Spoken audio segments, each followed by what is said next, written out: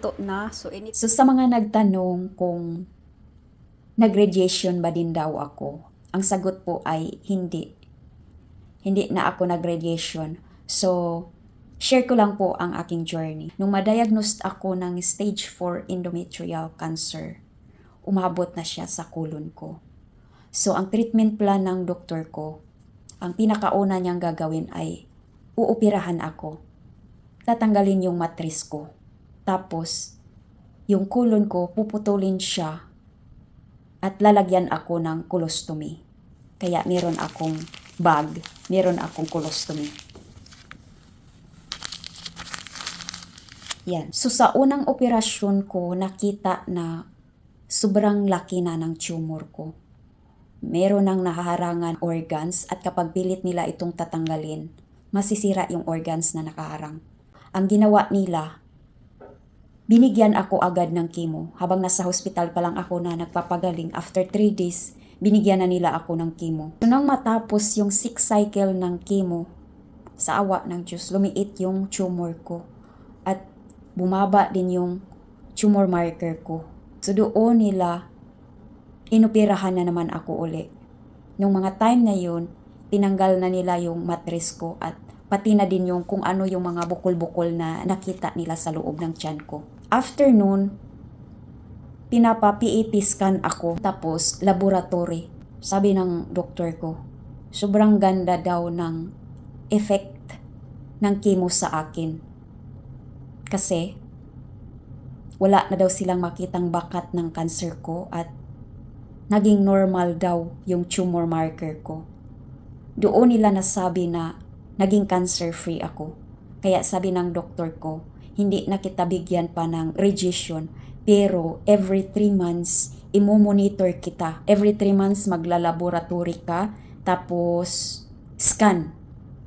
So yun, sa awa ng Diyos, every time na ini-scan ako, nilalaboratory ako, tuloy-tuloy bumaba pa din ang bumaba yung tumor marker ko at still normal pa din hanggang ngayon. Kaya sobrang nagpapasalamat ako kay Lord kasi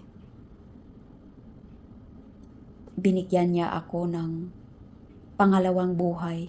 Kasi noong sabi ng doktor na 1 to 2 buwan kapag hindi ka magamot agad or 1 to 2 years kapag nagamot ka naman. Pero hanggang ngayon, since 2021 ako na-diagnosed, nasabi sobrang aggressive yung cancer ko kaya ang bilis kumalat. 2022, naging cancer-free ako. So, sa lahat ng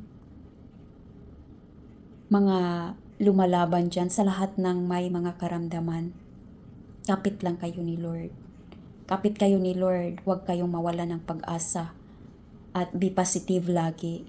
Iwasan yung mga pagkain na nakaka-trigger ng inflammation. Iwasan yung mga matatamis na pagkain, mga red meat, mga mamantika. Kumain lang kayo ng more sa gulay. Ang dami nating mga green na mga dahon-dahon, malunggay, spinach, saluyot, alugbati. Mga green na dahon, yon ang titirahin nyo. Kumain kayo ng maraming gulay at prutas. At napaka-importante din na i-manage natin ang ating stress. Kaya gumawa kayo ng paraan para maiwasan yung mga stress. So ako dati, ang ginagawa ko ay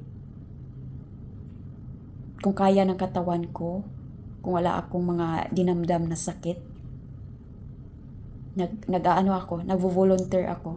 Nagpupunta ako sa garden ng may garden. Nakiki-garden ako para may libre din ako ng mga dahon-dahon, mga gulay, ganun yung ginagawa ko dati. Tapos, naglalakad-lakad ako sa mga may maraming puno ng kahoy kasi base sa nabasa ko, may magandang benefits ang paglalakad-lakad sa may mga maraming puno ng kahoy kasi nagbibigay ng natural chemical ang punong kahoy. Isa sa napaka-malaking benepisyo ang pagpababa ng stress hormones. Kaya napaka-importante na na ma-manage natin yung ating stress dahil ang stress ay isa sa napakalaking factor na nagbibigay ng sakit sa atin. So, yun lang po ang topic natin today. Sana ay may nakukuha kayong kaalaman sa topic natin at kung meron man kayong katanungan, mag-comment lang kayo at maraming salamat.